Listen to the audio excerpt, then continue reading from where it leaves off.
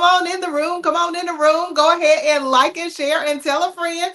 Make sure that you are subscribed to the Kingdom Builders Credit Repair YouTube channel and Spotify, our podcast. Yes, it's out there on Apple. It's out there on Amazon Music. It's out there pretty much everywhere. If this is your first time watching, listen, my name is KB.Michelle Green, and I am the founder of Kingdom Builders Credit Repair. Every Friday, we come on live to talk to you about credit and financial tips. And today, we are going to be talking about the boundaries with creditors and lenders and how much communication is too much communication when we talk to our lenders and creditors. Okay? So if this is your first time watching, I want you to go ahead and hit that subscribe button. Go ahead right there and hit that subscribe button. Right there, hit that subscribe button. Okay, I want you to hit that subscribe button because every single week we give you loads of information about finances and credit, loads of information about things that are going to benefit your life as a person who is dealing with their personal credit and their finances. Listen, you never know what we're going to say here that's going to impact your life forever. So make sure that you hit that subscribe button so that you can always be attuned with us whenever we go live, whenever we are coming on to talk to you about these financial and credit tips. All right, so let's get into the basics of credit first before we get started, because every time we come on live, we want to make sure that everybody understands the basics of credit. So when we talk about credit, what is credit actually? What is it to obtain credit? To obtain credit means that you don't have enough money right now to pay for the things that are already, that you need, that you want, that are already a part of your life. Maybe you started out buying some clothes, you started out buying some shoes, maybe you started out, getting some jewelry, getting your hair did, and now you need a car, and now you need a place to live, and now you need excess things that are necessities for your life in order for you to live and have a stable life, right? Okay, well, that's how we begin the journey with credit. So if we don't have enough money right now in order for us to pay for those things that are on our credit or that we need, we will go and ask a lender or some sort of financial institution to establish us a credit line. So when we establish a credit line, a trade line, sometimes we call it trade line. Usually that's for business because we're trading and exchanging services in exchange for money. But it is the same thing in the personal credit world, where we are literally asking a financial institution to go ahead and lend us some money so that we can be able to take care of our basic necessities, a house, a car, anything that we need, a credit card, anything that we need, we are going to ask a lender or creditor to establish that for us, right? All right, so now that we know what credit is, because I never want to come on live and just get into the topic that we are going to discuss today, I want to make sure that everybody understands the basic foundation of what credit is. And that's why we here at Kingdom Builders Credit Repair do what we do. Listen, and I just want to just give a little quick plug. Did y'all know that we are streamed through CTR Media Network? CTR Media Network is a network that is streaming through 140 countries. I didn't say states, I said countries. That's right. This is all around the world. We are global. Did you know that? Oh my God. So if you are looking to get yourself out there, your business out there, if you are trying to be seen and heard, you need to go over to ctrmedianetwork.com and get your services set up so that you can network all around the world with people who need your products or your services. That's right. So anyway, now that we got that plug out of the way, let's go ahead and get into the topic of why we are here and what we are here to talk about. So every time we come on every Friday, we're going to discuss something that is going to be helpful to your credit and your finances. And today we are talking about the boundaries with these creditors, the boundaries that you have with your lender or your creditor. See, a lot of times when we talk about the different things that we are going to need as it relates to credit, we tend to just think about, okay, well, this is somebody who we might be a little bit anxious about going to ask them, if they're going to be able to approve us for credit. Maybe we are a little afraid because we're doing something that we never ever did before. And so that initial stage of going into getting a lender or a creditor to establish us credit is usually a pretty stressful one if we don't have any experience at all. And even if we have experience, it can still be stressful. So we tend to do too much talking. We tend to talk too much. We tend to get into this seat, this what I call hot seat, as we go into this lender or creditor. We're going to the bank. We're going to get a car. So we're sitting in that hot seat inside of the car dealership, or we're sitting in a mortgage loan officer's office and we're just like, oh my God, I don't know what's going to happen. I'm really freaked out. So we tend to talk too much. So one of the issues that we have around dealing with our lenders and our creditors is that we do not have proper communication. We do not understand the etiquette of talking to a creditor or a lender. So let's talk about it. Let's be about this conversation, okay?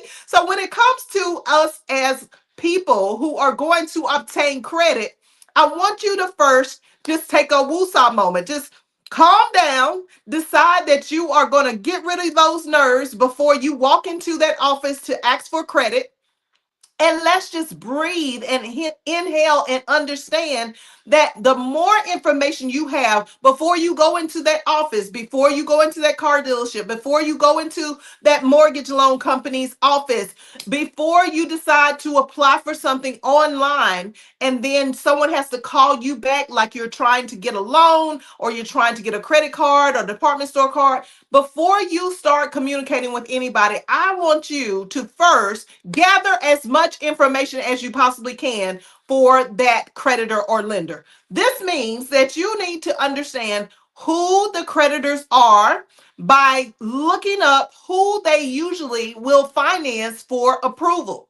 That's right. So before you just decide that I'm just going to take a chance, I'm going to take a risk and get in that office and you're just blah, blah, blah, blah, blah, blah, blah, blah, blah, blah, blah. You're just talking away, right? No, no, no, no, no, no. We need to slow down. We need to stop and we need to think about what is it that we are applying for and why are we applying for it and what are the chances of us getting approved. So in order for us to get the information around approval, we got to know what they need in order to get the approval. So what this means is before you even get to the stage where you're going into the office and you end up talking too much because you're nervous and you're scared and you're freaked out and you're like, I don't know what's going to happen.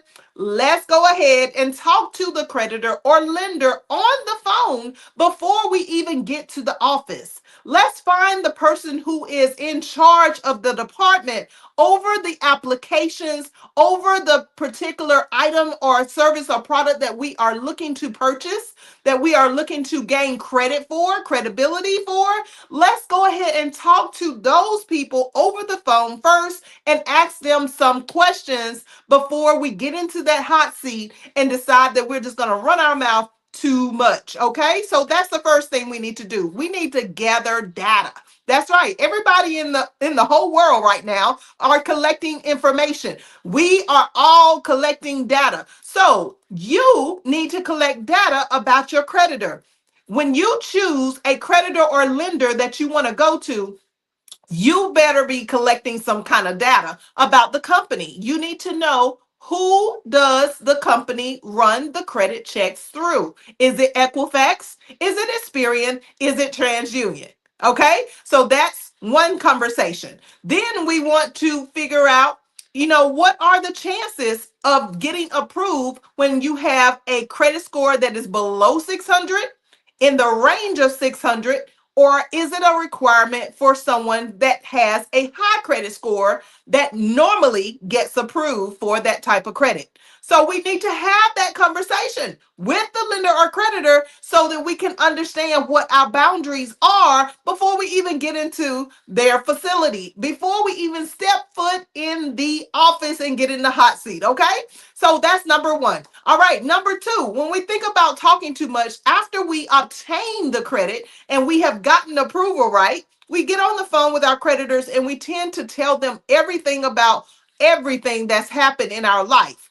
That is an absolute no-no. What I want you to understand is yes, these are lenders and creditors, and you would think that they are supposed to really care about your needs. They're supposed to really care that you lost your job. They're supposed to really care that you had to go to the hospital. They are supposed to really care about the fact that maybe, you got a divorce or you lost a family member or a friend.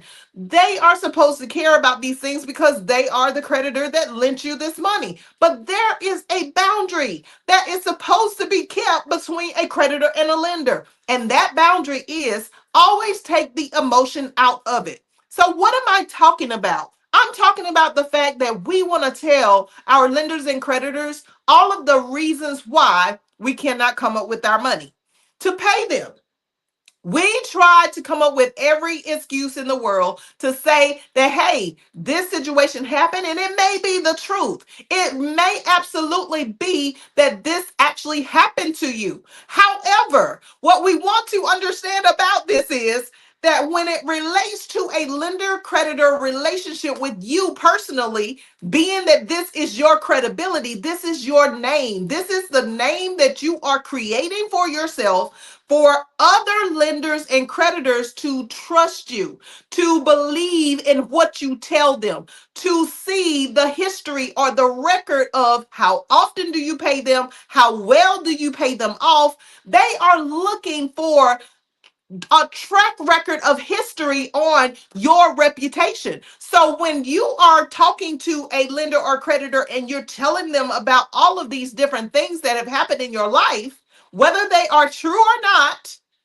the truth of the matter is the boundary between a lender and creditor relationship is that none of that should be a part of the conversation.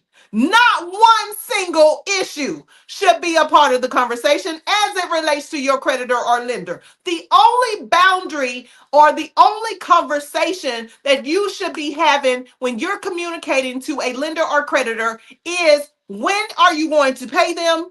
How much are you going to pay them? And how close can you keep that contract agreement that you originally agreed to?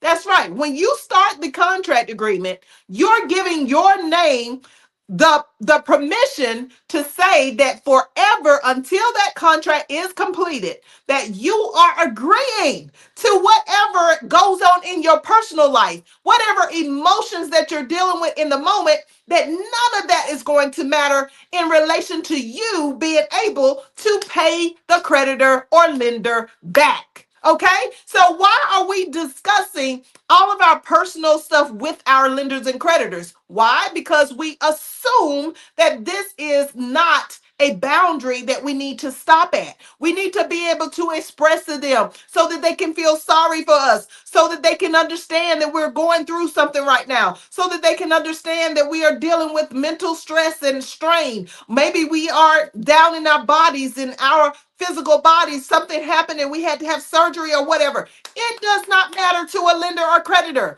I'm giving you the perspective of the lender or creditor and what they are trained to talk to you about. Okay? What I'm saying is that the lender or creditor understands before you even signed your name on the dotted line that the emotional part of whatever you're telling them is really not going to matter at the end of the day. So that's why so many of us get frustrated. We get so caught up in our emotions. We are mad. We're angry. Some of us even want to go and let some people have it that we're talking to on the phone that are our lenders and creditors. We want to fight them. We want to go beat them up. We want to go do all kinds of things to these lenders and creditors when in actuality, what we never were taught is the boundaries of the conversation, the type of communication that we are supposed to really have with a lender or creditor. See, it is simply boils down to a contract agreement. What is the contract agreement that you agreed to?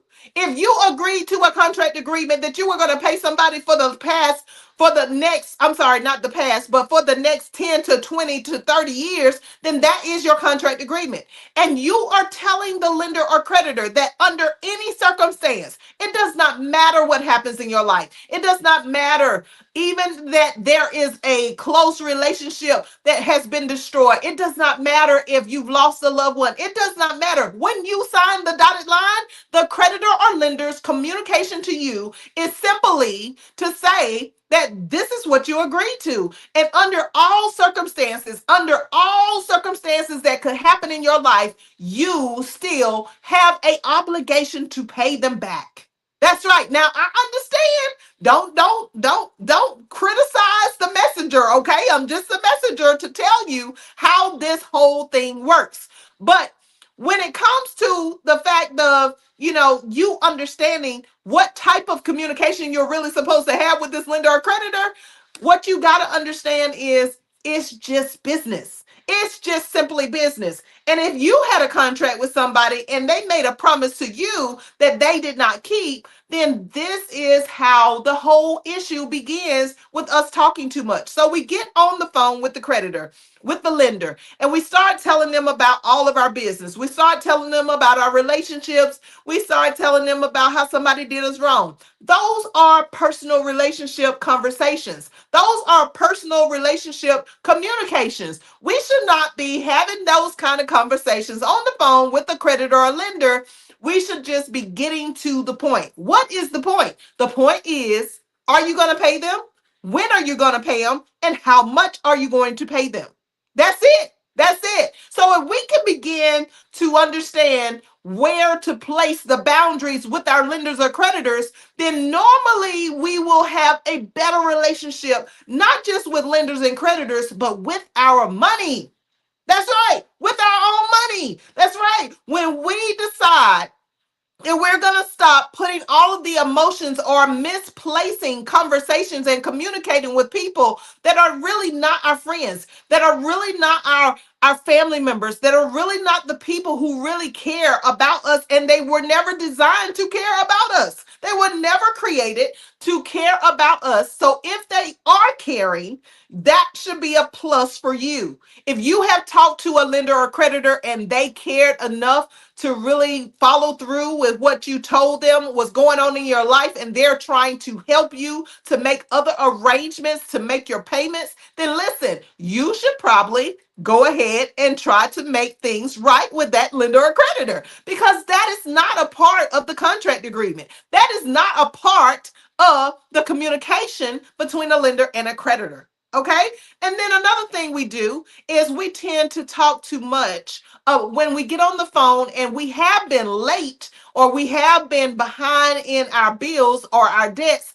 Just give the basic explanation. You don't need to go into this person did this to me, this person said this to me, and give them a whole storyline, because this is not Jerry Springer. This is not you going on a talk show to say all of the different things that personally have happened to you, giving them a whole storyline from beginning to finish. You just need to express to them, if you had death in the family, let them know that. And then go directly to the communication of when you're going to pay them, how much you're going to pay them, and what the excuse is as to why you weren't able to pay them. So after you communicate that there was a problem in your personal life, just stick to the particular point of when you're going to get that money to that creditor, because everything else doesn't matter. And that's why so many times we get so frustrated with our finances and with our credit, because we think that the creditor owes us this relationship that is personal. We think that the creditor and lender owes us this relationship when they're supposed to care about us. And oh my God, I've been through so much. And oh my God, I had this happen in my life. No, no, no, no, no. That is not your relationship with the lender or creditor. They are only there to lend you money for a temporary period of time. Whether it is 30 years, 20 years, 10 years, 5 years, or 2 years, they are there to lend you money for a particular time. And honestly, they don't want to be in the conversation with you any longer than you want to be in the conversation with them. So why are we over expressing ourselves? Why are we involved so deeply into these emotions that we're having with these lenders or creditors? We need to cut it out.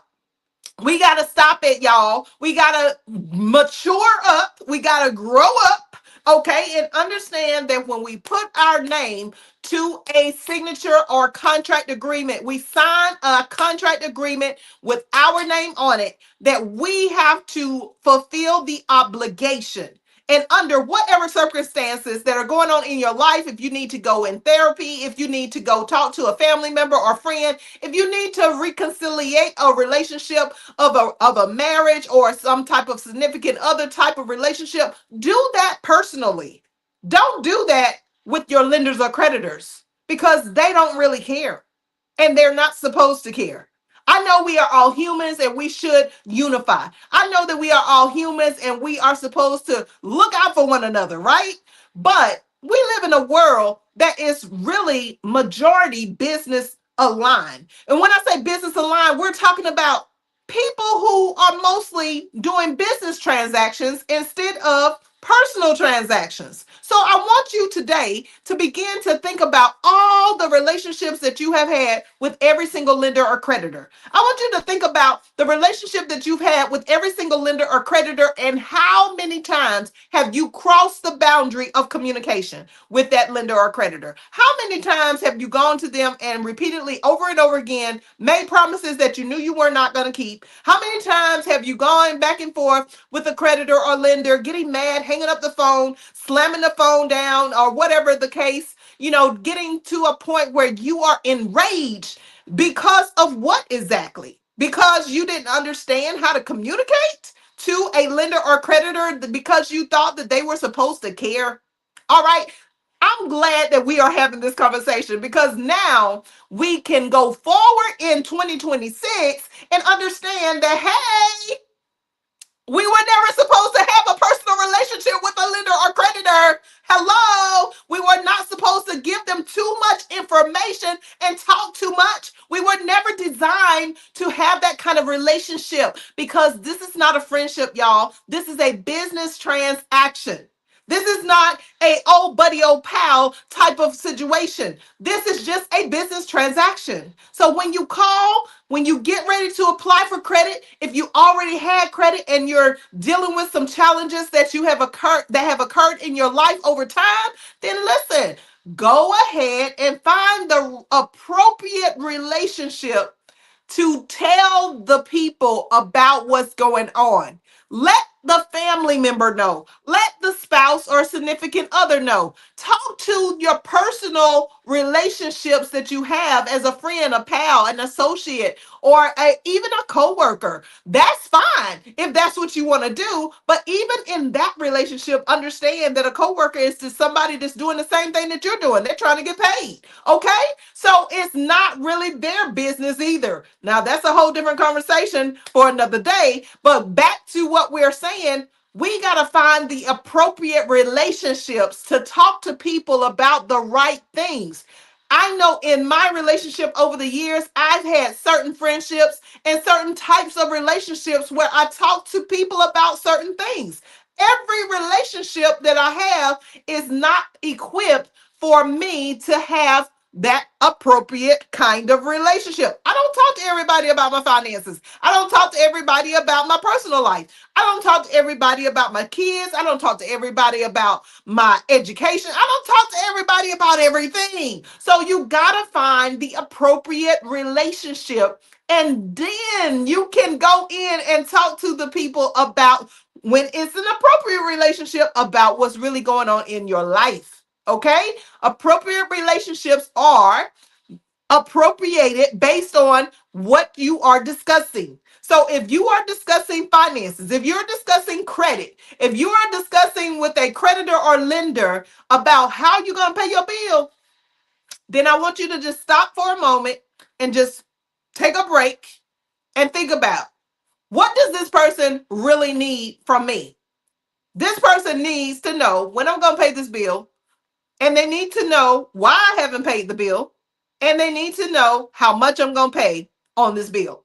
That's what they need to know. They need to know what's the deal with the credit that I promised that I'm going to pay off? What is the deal with the credit that I promised that I was going to keep this contract agreement good?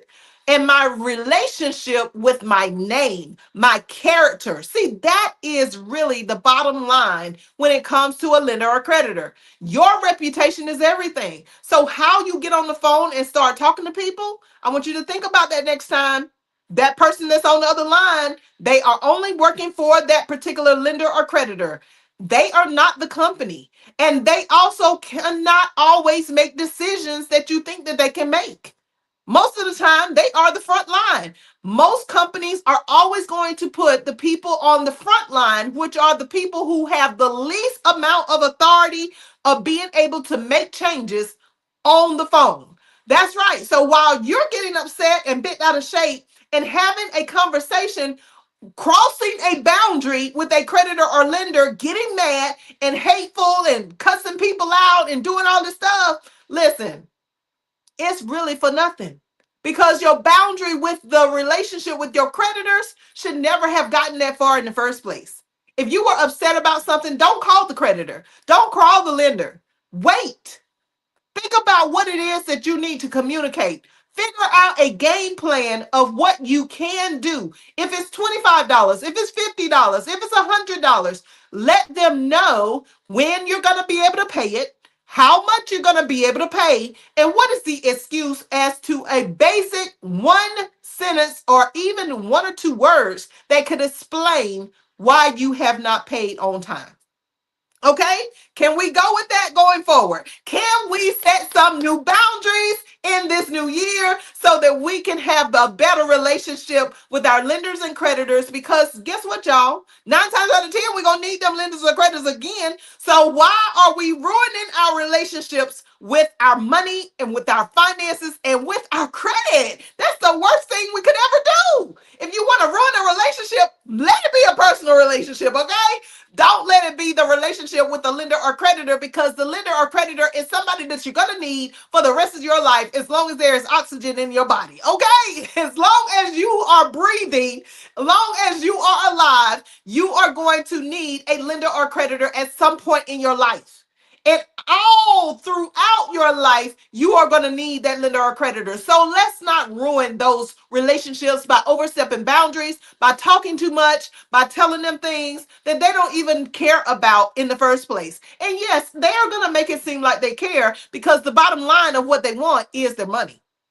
Understand your relationships with every type of person, place, or thing. Make sure that you understand this relationship with a lender or creditor, because this is the kind of relationship that's going to really matter for as long as you have breath in your body.